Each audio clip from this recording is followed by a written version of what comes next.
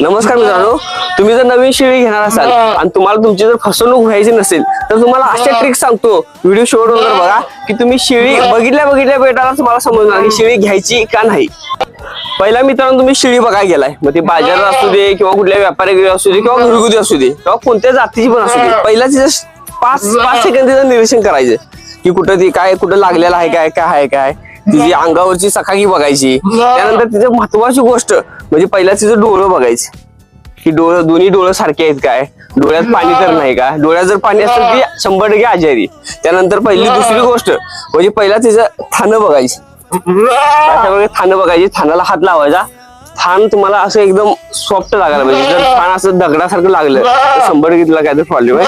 दुसरी गोष्ट म्हणजे महत्वाची की तिचं दात बघायचे, सगळे दात समान आहेत का, ती किती एज आहे, असं असं धरायचं. पहिला तिचं दात बघायचे, अशा प्रकारे दात बघायचे.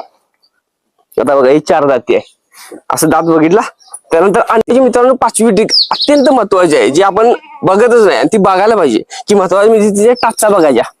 टाचा की काय होतंय की जेव्हा शेळी एका ठिकाणी बसून असेल तर टाचाला खाली जखमा झालेल्या असतात, त्यामुळे टाचा बघणे खूप महत्वाचं आहे. अशा जर तुम्ही मित्रांनो ट्रिक्स बघितले जा तर शेळी घेते तुमच्या अजिबात फसवणूक होणार नाही.